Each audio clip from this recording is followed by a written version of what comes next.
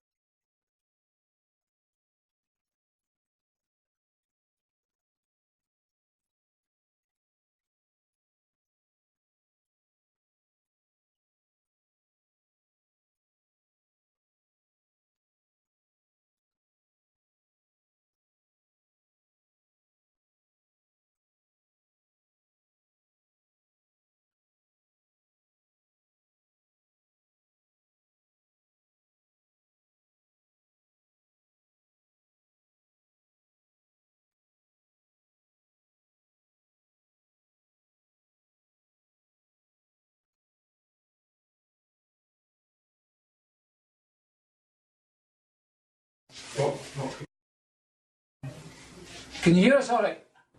Yeah, fine, yeah. Okay, Okay, good. We're having a few problems here, so That's we'll okay. be fine. It's good, Jai. Yeah, I think we'll be okay. Okay, cool. Right, do you want to come in? I'll hang outside just for a minute, so give me a shout. Yeah, okay, no, that's great. How we doing? Oh, we're alright, yeah? Well, we're not. Oh, I'm sure you are. No, hey, it's, we're getting to this, how much of us can you see? You see the size of the room? Yeah, it's like a cupboard. Aye, and there's 4 of us in here, so we're Is not there? doing very well. Do you want to Yeah, okay. this one, right?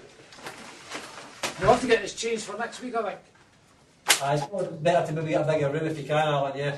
Well, I think we can only get a porta cabin or something. He's saying that porta cabins will be available next week. Have you got porta cabins there, have you? Aye. So this is kind of it. So I made a bit of a bottom of it all on Tuesday, because I didn't really know what the position was. Yeah. But apparently it's a VC lecture to everybody. Yeah, yeah. Then it's an hour personalised support, shall we say, close personal support, and then 2 hours VLE. That's correct, yeah. Yeah. Because I was getting a bit confused of what was going on and stuff.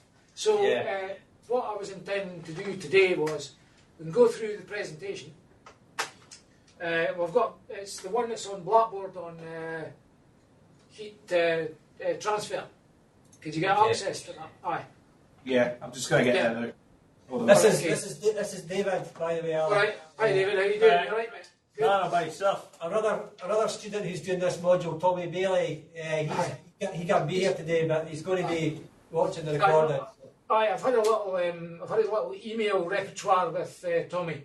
Right, that's And right, yeah. he's struggling to get the recordings. So he was saying he's put a link on Blackboard or something. Yeah, what I did just now, I just emailed you as well. What I've done is I've created a YouTube channel. I'm just going to stick all the videos up on YouTube because it's easiest for everyone to get access to it then. Alright, It's not strictly what you and Chai would like us to do, but doing it. Okay. So I'm glad you've sent me an email because I've no idea what you're talking about. So I don't know what YouTube is. Never, I've no desire to watch YouTube or go onto Facebook or anything like that. Right. Well, for the students anyway, I've sent them a link so they'll be able to. I'm sure they'll keep me right. Got a good class here. If you want to forward it on to your own students as well, your local guys, that's fine. I'll just copy our guys in here just now. But all right, okay. So I don't need to put links into Blackboard then. I just need to tell them where this stuff is on YouTube. And Yeah, it'll be if they're happy with that. Sometimes it's easier to do that and try and do it through Blackboard. you okay with that? Yep, they're okay with that. So, Right. well done. Okay, well, just for your information, this is Sean, Leighton, and Josh. So it's not a big classmate, you know. So kind of. So one of the things that I think I'm personally struggling a little bit is that all these lectures are kind of set up for 2 hours, and we've got an hour to do it in. So I'll be going fairly quick. And I was speaking to Jen about this because I don't, you know, it's just you're getting the same amount of weeks, but you're getting like your lecturing time's cut in half. So I suppose it's using the VLE to its best advantage. I think is probably the key, really. That 2 hour slot, you know. Yeah, that's fine. So we'll be going quite fast. And one of the things I would say to you before we start, because well, there's a couple of things. Is a lot of these examples that's going to be on the presentation are done by MATLAB. So you need to become a whiz at MATLAB. Yeah, what's the MATLAB? Mostly. I'd be fine. MATLAB's and it's fine. And also, just for your info as well, because this might become useful later, educational establishments now can get fully fledged copies of ANSYS with legal licenses and stuff. So I would suggest, you know, you can put it on your laptop or whatever. You don't have to come into college to use it. You know, if you're like me, I was more a lad that did stuff at home than in the college. So I could send you an email on how to download the ANSYS and get the license. You have to renew the license every 6 months, but, you know, so probably have to get into that as well. So that's just for your info. All right? Perfect, Right. yeah. Right, Alan, I'm just going to disappear now then, let you go on with it, and I'll catch up with you later. Okay, that's great, mate. Thanks a lot. Yeah. Alright, nice. Thanks for all your help. No bother, see you later. Okay, so we're going to see a Windows screen in a minute, and not see us. Well, can you see us in a little box or something at the bottom? Well, you're on a second screen, so... Alright, okay, so you've got 2 screens. Yeah, I've got 2 screens. Right, we don't, so we obviously pop. Yeah, I'm proper kitchen out here. Right, good man. Right, Yeah, okay, so go ahead. I've got the spreadsheet in front of me, so the presentation's done. Yeah, So okay, no, that's fine. Well, it'll come up on the big screen. There's stuff that I'll talk about, and I can't really write on the screen or anything, you know, so I think it's pretty daft, to be honest, but that's my view. But any questions that you've got, you can either ask your man up there or get in touch with me. I don't have a problem with that. Just whatever you want, okay? Right, no worries. Smart. Right, we'll give this a go. No, that's alright. That's alright, it's fine.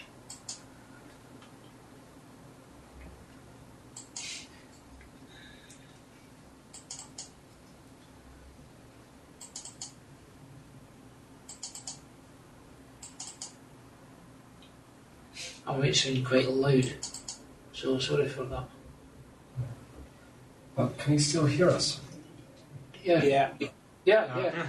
So, how loud do I need to talk? Is that loud enough for? Yeah, that's no problem. I can actually adjust the volume here as well, so it's... Alright, okay. Perfect. No, because I've got lads sitting next to me, and I don't want to talk too loud because I'll maybe hack them off. Right, I don't even know what this is. You just recommend this here? Just to talk, man. See, I mean, right. Sorry, I'm using a lot of technical terms there. Right, you okay to go? Yeah, no worries. Okay, right.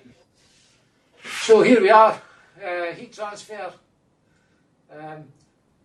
Some of this stuff to start with is really quite straightforward, so I wouldn't really expect you to have any problems with it. Okay? But if there's any comment or anything you want to say, then please just butt in, it's fine. Okay? Okay. Right, so heat transfer then, this part of the subject, we're going to talk a bit about steady state heat conduction through solids. surface film convection, electrical analogy, composite walls, and varying temperature difference. Okay? So, strictly speaking, I didn't make this up, so I'm not taking any responsibility for it. If you think it's great, then email Chris McLeod and say, I think your stuff is absolutely wonderful. If you don't think it's very good, then maybe it's better not to say anything. So here he's talking about steady state conduction with varying temperature difference. So it's not really steady state conduction, but we'll cut him a bit of slack. Okay, so heat will always go from hot to cold. It will never go from cold to hot. And you're going, well, what about a refrigerator then? Because it goes from cold to hot. But that's because you're adding work and increasing the pressure. So as far as we're concerned, temperature always goes from hot to cold. Okay? Cutting off the presentation. Sorry? Bottom hand's cutting off the presentation at the bottom Alright, text. well, I don't even know how to get rid of that. Sorry. Okay, so here we are. There's a very simple diagram here. You've got a plain wall with one material, you've got a hot temperature and a cold one. You'll get a linear drop in temperature between T1 and T2. And you can see on there it's saying uniform temperature gradient is dt by dx. And in general, you do these sums per metre squared and then multiply them by the area to get the total heat transfer. Okay? So here's Fourier's law of conduction. Q is minus Ka dt by dx. And the negative sign indicates the direction of the heat flow as the temperature. Well, okay, it's got here. The negative sign indicates that the temperature reduces as distance increases. Okay, so there's a list of what the symbols mean. Q is heat transfer rate, K is thermal conductivity, A is area, dt by dx is temperature gradient. So a lot of people like to do this with respect to an electrical analogy. I don't really like to do that because I'm not very good at electrical stuff. So I just tend to do it for heat. So what we've got here is for a simple planar wall, you've got Q is equal to Ka T2 minus T1 over X. And what they've got here, they've defined the thermal resistance as X divided by Ka. Okay, so you could have Q is equal to delta T upon R if you're really into that. So the analogy is I is equal to V over R, Q is equal to dt upon R. Okay? Everybody alright with that? Okay, but what about if we've got a composite wall? Well, we could add up resistances. As you can see down in the bottom leftish corner, the total resistance is X1. That obviously applies to between the hot T1 and T2. So that's the distance X. It's got thermal conductivity K1 and the area is A. And so on for X2 and X3 or for the three different materials. And Q is dt upon the total thermal resistance. Okay, surface films. Well, these are numbers or correlations that people have developed to take over to account for the temperature gradient between the wall and, like, shall we say, the temperature in the room or outside or whatever it is. The temperature gradient is very, very high at walls, and it's very difficult to measure the temperature on a wall, because if you put something there to measure the temperature on the wall, you're not really measuring the temperature on the wall. You're measuring something else. So what they tend to do is they measure the temperature in the middle of the room or a far field place, and then they use this correlation to describe the temperature gradient between the wall and, say, infinity. Okay, so if it's a surface film, well, okay, so there's different values for different types of surfaces. If you've got, say, wind blowing over a wall, then it'll be different from, like, stagnation air on the inside your room. Now, so here we've got then surface film heat transfer. Q is equal to HA delta T upon T. Now, I can't show you this like on a board or anything. It's very, very important here that you think about the units. Okay, so for resistance, you'll have meters squared Kelvin per watt, and for surface film, you'll probably have watts per meter squared Kelvin. So you have to be very, very careful when you're adding these things together that you've got the units correct. Okay, so it's really, really important. I can't emphasize that enough. So here's our electrical analogy again. So it's a plain wall, there's no surface heat, well there is. So what we've got here is, if we look at the bottom first, you've got T1 to the surface, you've got 1 upon H1A, and then for the resistance through the surface, through the plane wall, you'll have X upon Ka. And for the second surface heat transfer coefficient, you've got 1 upon H2A. Alright? So you have to, it's not like H plus X upon Ka plus H2, it's 1 upon H, and X upon Ka, and 1 upon H2. So you can check this out with the units. It's very, very important that you know what you're doing with the units, or you can make huge mistakes that are stupid. Okay, so here we are. See it down at the bottom where he's got, like, for the total thermal resistance here, they've got the 1 over Hi A plus X1 over K1A and so on, and then 1 over H0 A. And so what they're doing here is they're working out the total thermal resistance, and then Q is delta T upon R, total. Okay, everybody okay with that? Everybody alright? Okay, so here's an example. A building with composite wall wood, fiberglass and insulation on a cold winter day. The convection heat transfer coefficients are, so H0, that's obviously outside, so that's at the minus 15 side. Hi is 30 watts per metre square Kelvin in the total area of the wall. So they're asking you to calculate the total thermal resistance and then the heat loss through the wall. And, if the outside temperature is assumed constant for over a 10-hour day, what would be the energy loss through the wall? Okay, so here he's done it in MATLAB. If you look on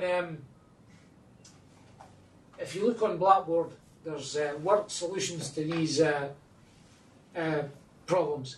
So it's not wise to try and do them just looking at solutions. And you're an adult. We're all adults here. So have a bit of go at these. Try and do them by hand, and then try and do them with MATLAB. See if you get, well, you should get the same answer. So a bit of practice here. So that will maybe take a bit of time. Maybe not. Okay. So summary then. Determine the thermal resistance of the building fabric in Kelvin per watt, and then it's got determine the instantaneous heat loss through the building fabric, and then determine the energy loss over time in kilowatt hours. Okay, so I'm sure you'll all have a go at that and be ready for next week. Okay, so there's other building constructions. Here's one is in series parallel. It's the same sort of idea, and you set this up by an electrical analogy like this. Okay, so what you would do is you would add the two thermal resistances in parallel to create an effective resistance, and then just add all the resistances in series. Alright? Everybody okay with that? You alright with that?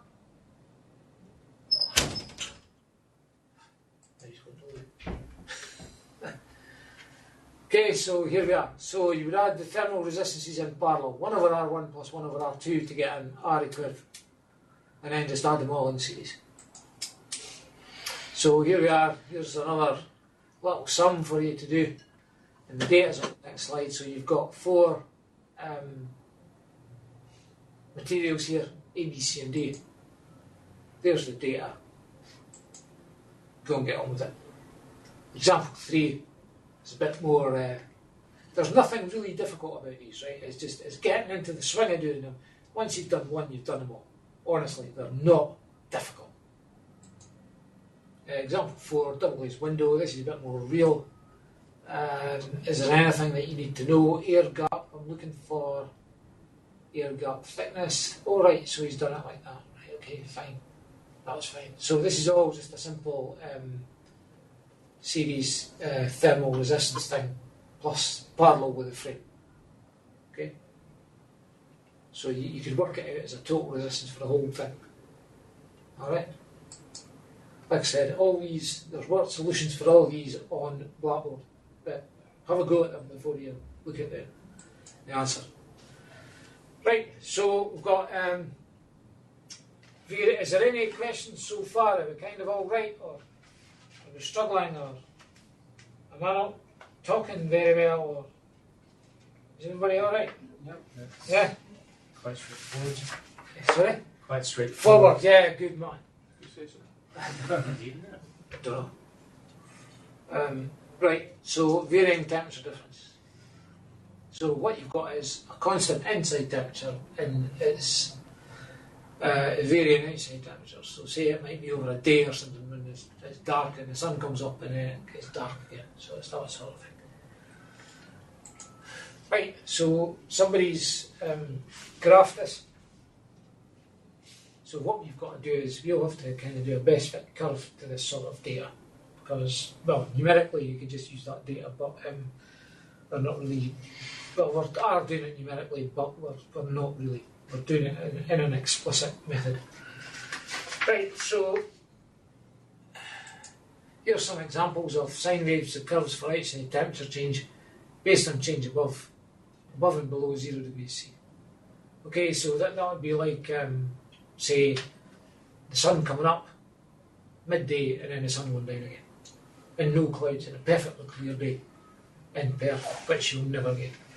Okay, so it's quite, you okay with that? It's fine.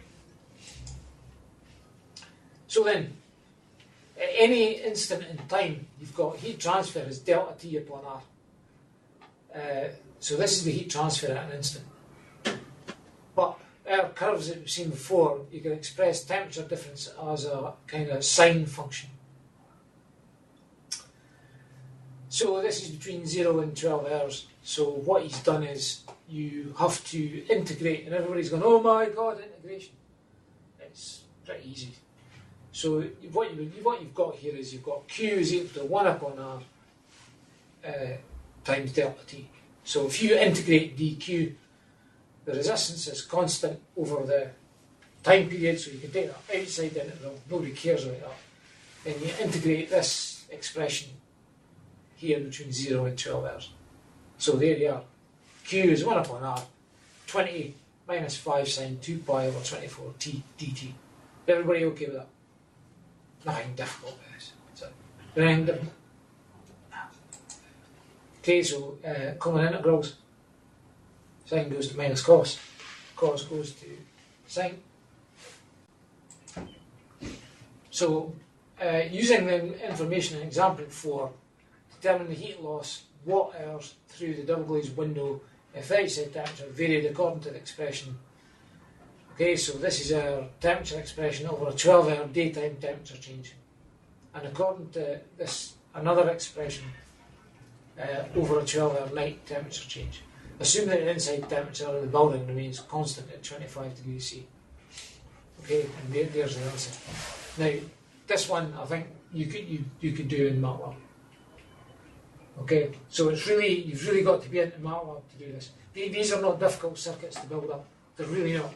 I did the first one in like about an hour with a lot of help from Adam Smith. But, you know, these are not difficult. So you can work these out in MATLAB.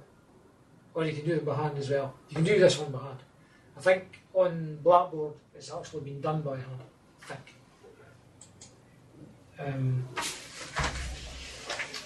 Okay, so this is the varying outside temperature. So what you've got to do is you've got to curve fit this plot of temperature as a function of time. So this is what the inputs are to your model. So apparently in MATLAB, to find the polynomial coefficients, you can do this in Excel if you want. So what he's saying here is then you've got time is 0, 1, 2, 3, 4, 5, 6, and the temperature is 3, 5, 7, 9, 10, and 12. And that's how you calculate polynomial curve fit in MATLAB. I didn't know that until I looked at this. I'm not a MATLAB guru. Okay? So for this, you would have the polynomial t would be equal to 0.0556 minus 0.5119t plus 2.5754t squared plus 3t cubed, he says. Okay, so there we are. No, I've got them round the wrong way. Is that right? Oh.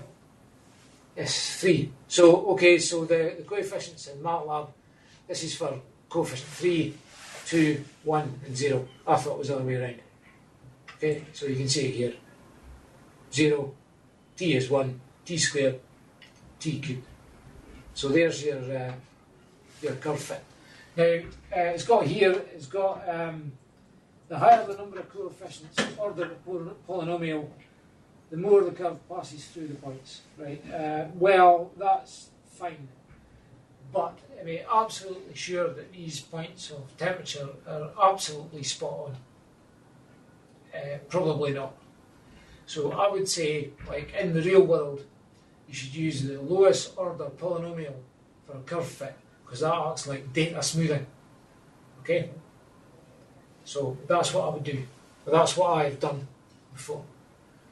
Alright, so third order polynomial, 4 coefficients. So here we are. So we're integrating q dt upon r dt. So this is our expression for temperature with respect to t, and we integrate that. There you are, 7465 watt hours. So over a time between 0 and 6. So it's about 7.5 kilowatt hours. Okay, so you're all right with that. Okay with that? Nothing really. It's just, I think with these things, it's just a case of going in and doing it rather than talking about doing it. I would rather do it than talk about doing it. But we can't kind of do that here. Okay. So I think this is it done in MATLAB. Is it? I don't know. Is it? So I would advise you to get into MATLAB. Try and do these sums by hand on a bit of paper and then replicate them in MATLAB. And then you'll get a good feel for what's going on. It's just a case of going and doing it. Okay, so here's another example. What is the heat transfer loss in example 2 if outside temperature is varied over 8 hours according to this other polynomial? Okay, so he's changed it a bit.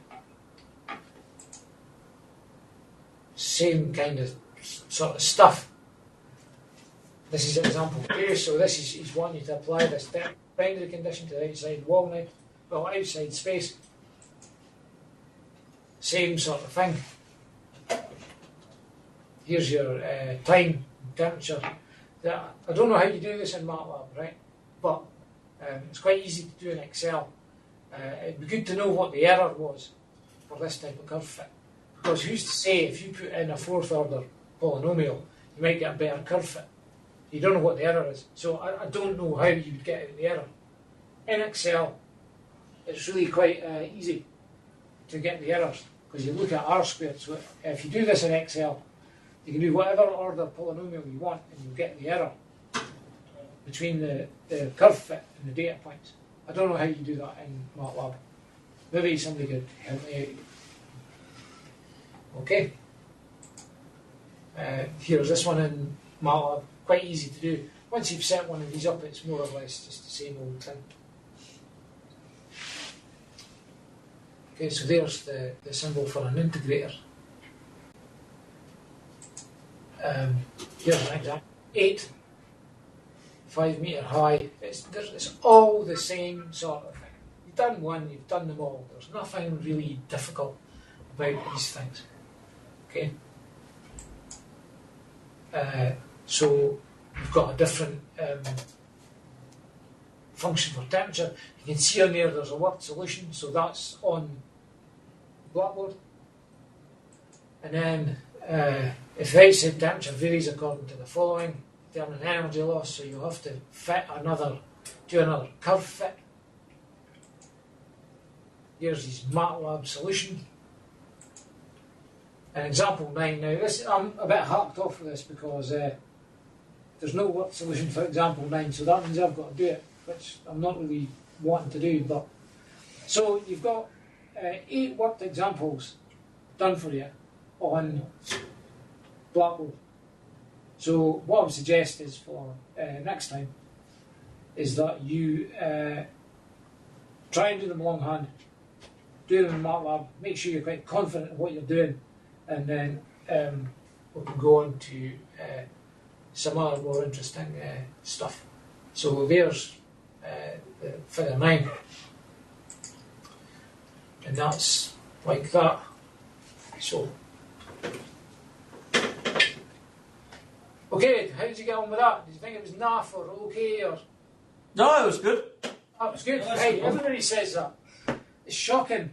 Everybody's looking for a big P, you know? Pass, a pass.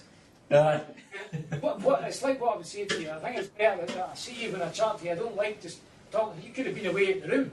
You might have been away at the canteen for coffee and biscuits and everything. On Blackboard, there's 8 of these examples have been done longhand, and there's solutions to them. Yeah. So have a go at them longhand, and also try and do them in MATLAB, and so you get quite confident in what you're doing, because it does get a little bit more interesting later on. And it's be good to start off just using. I don't know how familiar you are with MATLAB. Not too bad. A bit rusty, but. Well, we're just kind of breaking in gently, because I think for your coursework, I can't remember what you do for your coursework, to be honest. You might be using answers for a indeterminate beam. I'm not sure. But that's another thing I would say to you is, if you want to know about answers, right, I'll send you the email, and you can download it and put it on your machine. If you want to do that, like I said, I'm a guy that's allowed to do it at home. So you want to get it all kind of set up like now, when there's, okay, you've not got a really heavy load maybe, but you want to get it kind of set up now when you don't need it, rather than wait until you really need it and you've got to set it all up. Because this is all legal, so if you have any problems with it, you can get your IT guys to help you out. Yeah. If you just set it up in that, because it's not like pirated software. So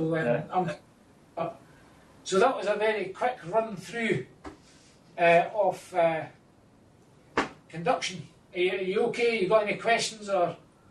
Nope. It just seems just plug through it and just get through it, or just get used to the workings of it. Yeah, well, that's what I'm saying. If you have I think I've got you for, hang on a minute, VLE on Tuesday between 2 and 4. So VLE between 2 and 4. That's how it is. So what that means is, well, you could ask your tutor up there. Was that David or was that Alan? That was Alan. Was it? I was calling him David. I thought that was. I thought that was. I thought David Heiners was supporting you on this. I've not seen him yet. Well, he's down to support you on this. Yeah. Alan's meant to do it for safety and reliability. Yeah. It's meant to be David for AMEP. That's why I was calling him David. Oops. I don't think he's picked up on it, so. No, I've never met David Heimer, so I don't really know what he looks like. Neither do I. So. You don't like him, did you say? No, I'm not. Oh, you've never met him. All right, okay, fair enough. Aye, so I'm down for VLE support for advanced mechanical engineering principles on on Tuesday between 2 and 4, right? So you can feel free to phone me up or send me emails, or just send me emails anyway. Don't sit and get stuck, all right? Yeah. Either get in contact with me or Alan or David and get it moved along. Don't sit and get your head exploding and stuff. There's no need for that. Because, no, seriously, I want you to pass, right? Everybody wants everybody to pass because it makes life so much easier for everybody. So I've said to my lads here, don't sit and struggle. If you've got any questions, you just ask. Or if you've, just get on with it. So that's about the only bit of advice I think I would say to you. So if you're okay with what's been said today, then go and have lunch or whatever. Or if you've got anything to say to me, then fine. You've got any questions? Whereabouts is the coursework going to be looked at, and when we need to get it in for? Right, I don't really know about that, strictly speaking yet. What is it? Just one coursework and Yeah, it's one coursework and an exam, and the courseworks take up half the marks. So it's unclear, right? But I think because Perth's doing this, I'll be making up the coursework. Right. So if I'm making up the coursework, there's 2 years. Is there 2 years up in Thurso? Is it? I've been told that there's just 2 of us. Yeah. Right. Okay. Well, what I would do is I'll make up the coursework. I'll make up a solution to it, and I would send the solution either to Alan or David, and then they would have the solution. That's what I would want from you, and then they could mark your paper. Or if they don't want to do that, then it would get sent in here, and I would have to do it. But that would be okay. I'd be alright with that. Is it one of these? Sorry. Is it one of these sort of turn it in sort of submissions? Is it or? Well, I don't really.